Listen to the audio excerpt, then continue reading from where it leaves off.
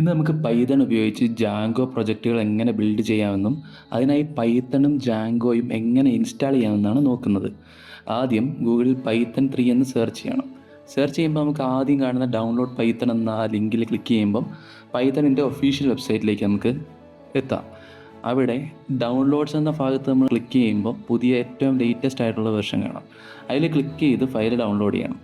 ഈ ഡൗൺലോഡ് ചെയ്ത് നമ്മൾ ഈ ഫയലിൽ റൈറ്റ് ക്ലിക്ക് ചെയ്യുമ്പോൾ റൺ ആസ് അഡ്മിനിസ്ട്രേറ്റർ എന്നുള്ള ഒരു ഓപ്ഷൻ കാണിക്കും. അത് ക്ലിക്ക് ചെയ്തിട്ട് ഇൻസ്റ്റാൾ സെറ്റപ്പ് തുറന്നു വരുമ്പോൾ താഴെ ആഡ് പൈത്തൺ ടു പാത്ത് എന്ന് ഒരു ഓപ്ഷൻ കാണും.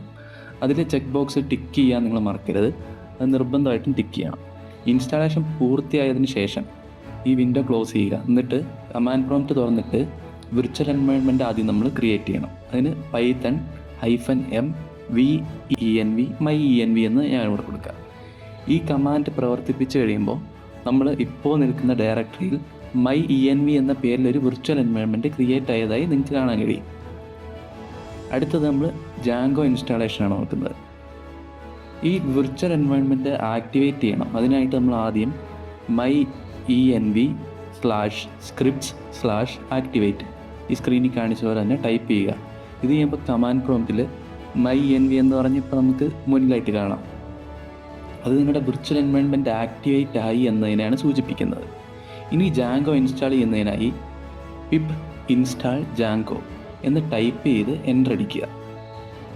എന്നിട്ട് ജാങ്കോയുടെ ഏതൊരു ലേറ്റസ്റ്റ് വെർഷനാണ് ഇൻസ്റ്റാൾ ചെയ്യുന്നതെങ്കിൽ ഈക്വൽ ടു വെർഷൻ നമ്പറാണ് ഇവിടെ കൊടുത്തേക്കുന്നത്.